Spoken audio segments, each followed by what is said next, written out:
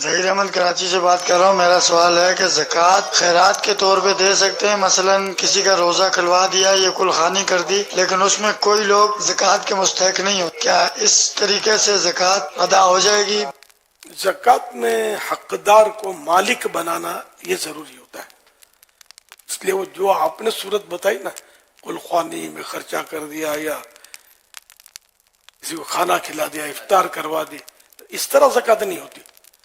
یہاں تک لکھا ہے بہار شریف میں کہ اگر کوئی زکوٰۃ کے حقدار کو زکوٰۃ کا کھانا دیا، کھانا دے سکتے ہیں زکوٰۃ میں، کھانا دیا اور کہا کہ کھا لو تو زکوٰۃ نہیں ہوگی. اس کو دے دیا، مالک کر دیا، اب کھائے، بیچے، کسی کو دے دے، جو چاہے کرے، تو زکوٰۃ ہوگی. یہ سلمان گلزار ہیں، کہتے ہیں کہ ہم اپنی مسجد کے امام کو زکوٰۃ دے سکتے ہیں اگر حقدار ہیں تو دے سکتے ہیں. اچھا ایک اور جی، حقدار بھی ہوں، اچھا وہ جو سید وہ حقدار ہی نکلے گا نا، چاہے وہ مالی طور پر حقدار ہے تو دے سکتے ہیں.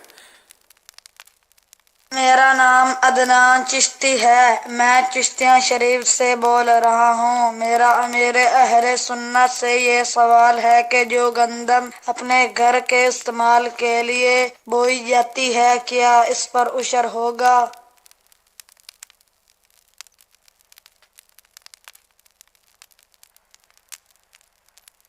بہار شریف میں لکھا ہے مکان یا مقبرے میں یعنی قبرستان میں جو پیداوار ہو اس میں نہ عشر ہے نہ خراج.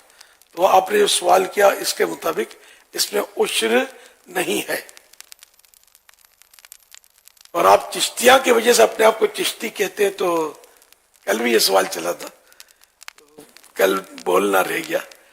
چشتیاں کی نسبت سے اگر چشتی کہتے ہیں تو پھر چشتی نہیں کہلاتے چشتیاں والے، بلکہ چشتی وہ کہلاتے ہیں جو حضور خواجہ غریب نواز رحمۃ اللہ علیہ کے سلسلے میں مرید ہوتے ہیں.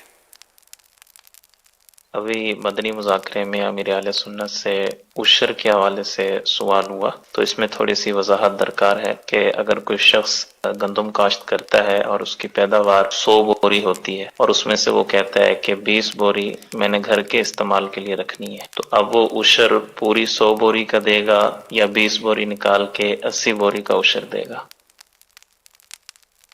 اصل مسئلہ یہ بیان نہیں ہوا تھا. مسئلہ یہ تھا کہ گھر میں بعض اوقات کاشتکاری کے کچھ سبزیاں وغیرہ اگا لی جاتی ہیں، اس کے عشر کی بات تھی.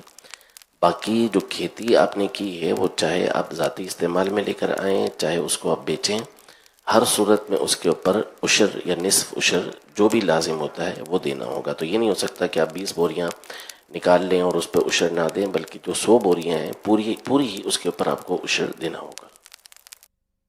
صلو علی الحبیب صلی اللہ علی محمد.